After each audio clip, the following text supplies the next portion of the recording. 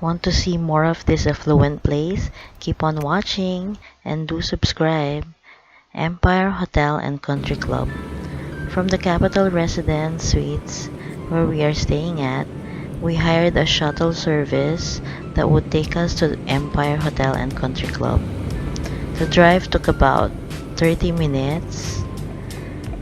Make sure you arrange a drop-off and pick-up shuttle service or car, as it would be a challenge to go back to the city or your point of origin. Our shuttle fee was 20 Brunei dollars. It might change with other hotels, so be sure to negotiate or know the fixed price just to be clear.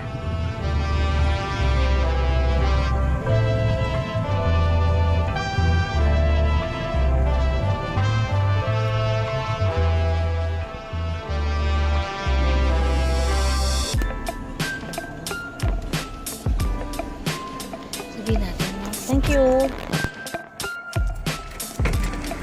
Rodin. Okay, thank you. The Empire Hotel and Country Club is a luxury hotel in the Sultanate of Brunei. The hotel includes, among other things, a former palace of Prince Jeffrey, a brother of Sultan Hassan al-Bolkiah, which is the current head of Brunei.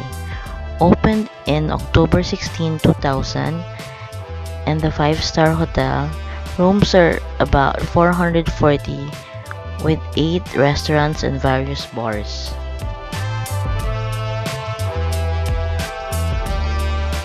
We went to have a glimpse of this affluent hotel and have an afternoon tea here as well.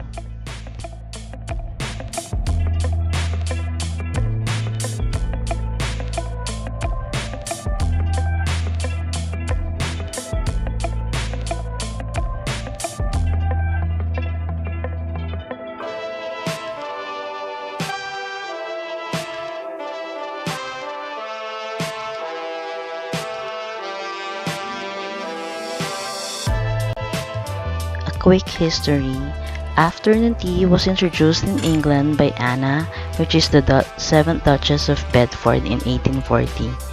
The Duchess would become hungry around 4 o'clock in the afternoon, while the evening meal in her house was served fashionably late at 8 o'clock, thus leaving a long period of time between lunch and dinner. Afternoon tea consists of 3 courses of tea, sandwiches, scones, and sweets, while afternoon tea is for drinking tea and coffee at 3 to 4 p.m., while high tea was a working class family evening meal or supper. High tea is similar to dinner but is an informal dinner which previously was for royals and aristocrats to take in leisurely fashion while seated in the high-backed posh chairs. Tea that consumed during afternoon tea are black teas like Earl Grey and Assam tea, as well as herbal teas like chamomile and mint green tea. Though afternoon tea and high tea are often used interchangeably, they are actually distinctly different. High tea is not a fancy tea as many people assume.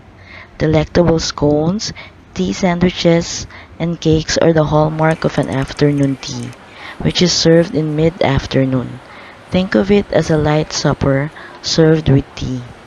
A possible explanation why this type of meal was called high tea is the fact that it was eaten at a table.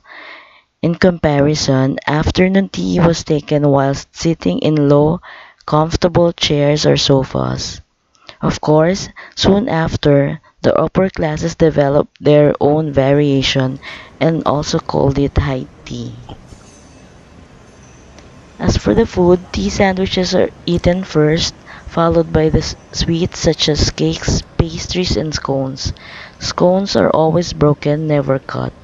They should be served with jam and clotted cream or butter. The jam goes on first, followed by the butter or cream.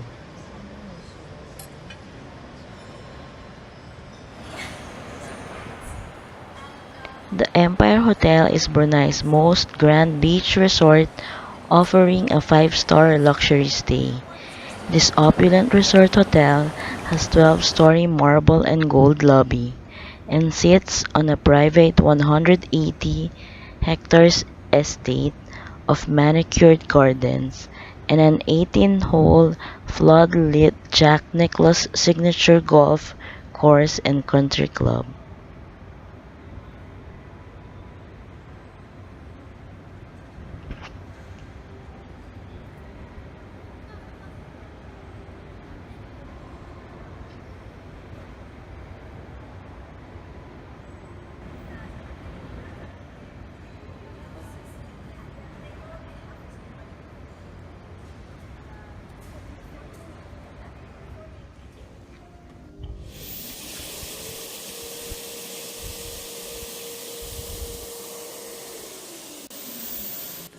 This is one of the powder room in the lobby of this hotel.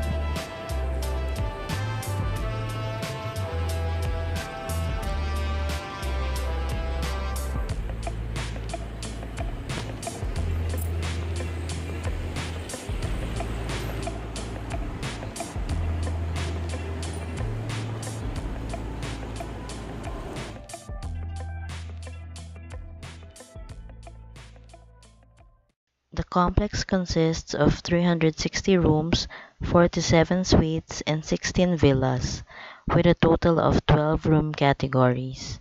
The Empire has a saltwater pool and 9 pool areas covering 16,000 square meters. The largest and most luxurious suite of the hotel is the Emperor Suite. It is 666 meters squared and has its own indoor swimming pool and its own movie theater.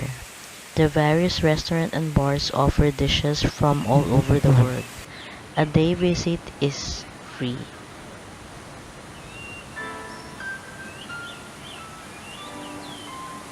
Hotel.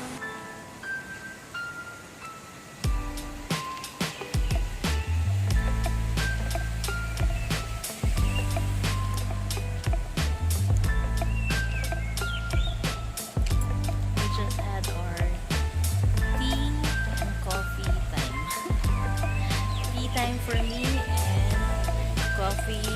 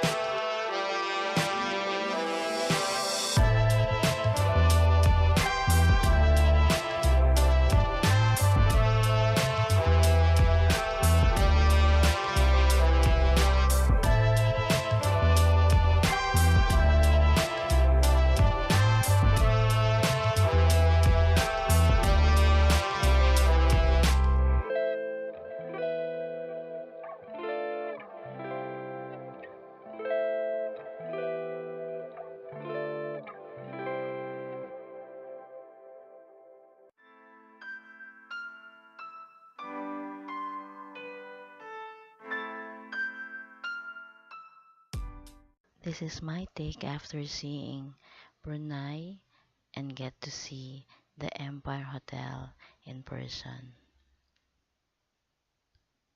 Once a year, go someplace you've never been before. Please comment down on the description box what do you specifically look for when booking a hotel room. Thank you my loves for watching, subscribing, commenting, and hitting that bell notification. Goodbye!